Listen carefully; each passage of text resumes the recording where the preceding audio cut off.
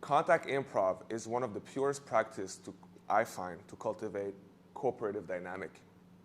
One, the nature of the dance makes it that both person has the same intent, is to dance together, to maintain a certain relationship.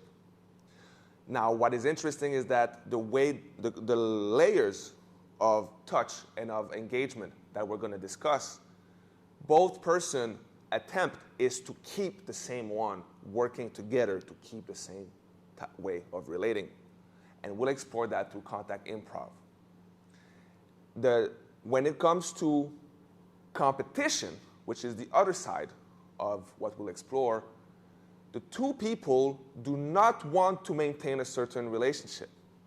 One wants to be the one only leading or only having their own relationship or their own way of relating, dominating over the other person. And this also, to be able to hear those sounds and navigate through this and being comfortable through that play is something that I feel is important to cultivate. Nature is about cooperation and competition, and it's about the language and how we relate with whatever we are competing or cooperating with.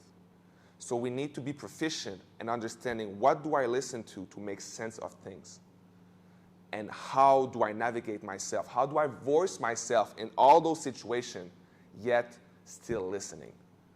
It is easy to only listen. It is easy to only talk.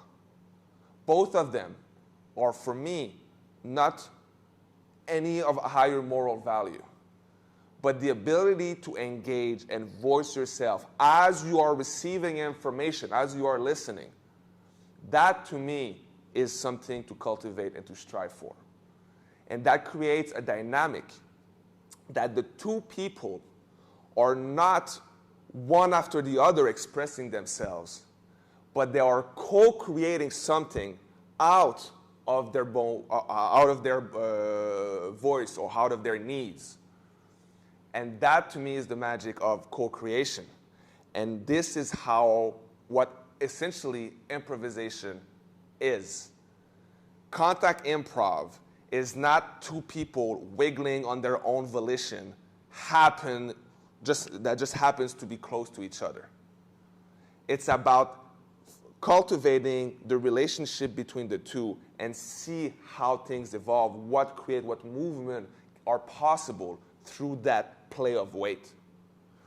And on the other end, BJJ or Brazilian Jiu-Jitsu, that fight, that play is about not doing a certain movement that you've learned a certain way.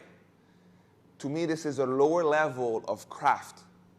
You have to be able to move, to keep that relationship as the wave goes. As he moves a certain way, you constantly keep, just like balance, surfing, there must be all those analogies from people who practice this will find their own way of relating to what I'm talking about. But there's no such thing as a fixed way. The way always adapts to the dynamic nature of what we are engaging with. And then how do we know something is good?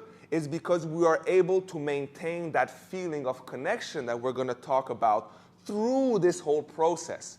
And if we can maintain that connection through the whole process, it would imply that the way we organize ourselves was proper or good technique per se.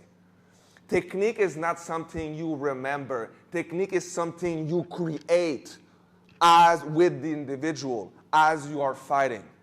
Technique is a skill, not the technique itself, but the skill of creating technique as you are fighting. And that, to me, is the skill.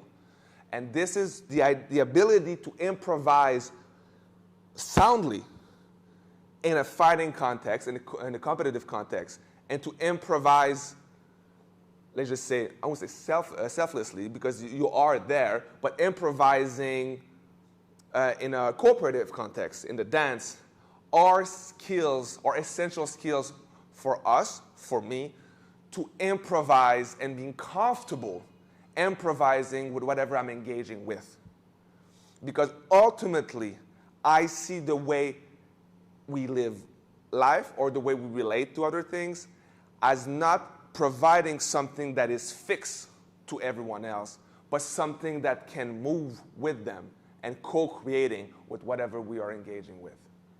And that, for me, is why movement and the way to relate on those relational practices is a proxy to our spirituality, which then can be cultivated in the stillness